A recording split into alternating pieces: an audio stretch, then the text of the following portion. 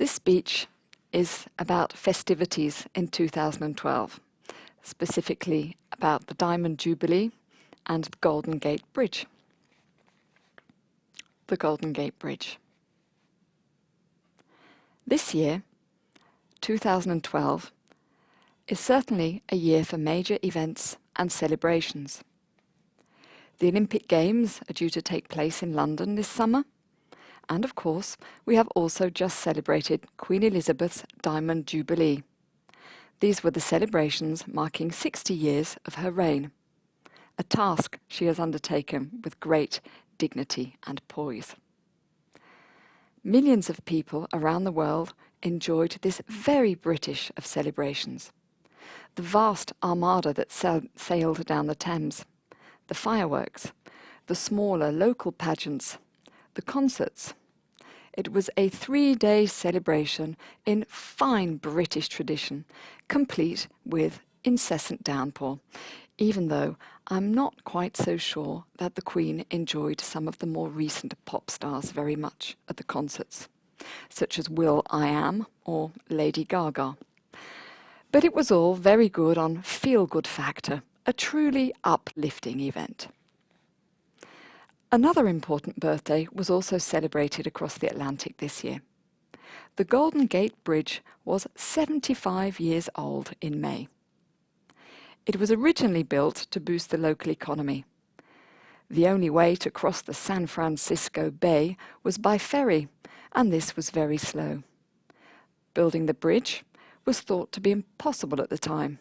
The water in the bay was very deep, and it had very strong currents.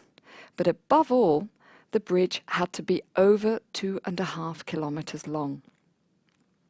Clearly, as the bridge exists today, and is indeed the most photographed bridge in the world, it did prove to be possible.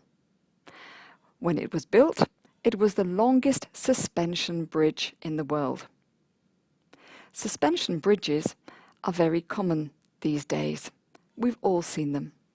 They are the bridges built around tall pillars. Cables are attached to the top of the pillars.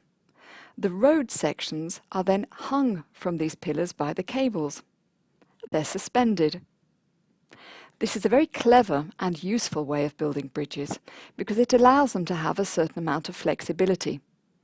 They can sway a little in high winds, which means that they don't snap and break. In hot weather, the joins in the road sections mean that the bridge can expand, just as it can contract in cold weather. You have to realize that a very long bridge can actually vary in length by tens of centimeters in this way. Unfortunately, the bridge is also known for being the world's #1 suicide hotspot. It is where the largest number of people in the world commit suicide. There is even an official suicide count, where the jumpers, the people who jump from the bridge, are classified according to which lamppost they were nearest when they jumped. It has been estimated that there have been over 1,000 suicides off the bridge, probably more than 2 a month. But of course, this is only an estimate. There's not always a witness to see the person jump, and bodies are not always recovered. Sometimes the only clue to a possible suicide is a pile of clothes or a hire car found abandoned in a nearby car park. Because of this fatal attraction, it was finally decided that a steel net would be hung under the bridge to catch any future jumpers. Unfortunately, as money is tight, 2 years after this momentous decision, the city still hasn't managed to build this net.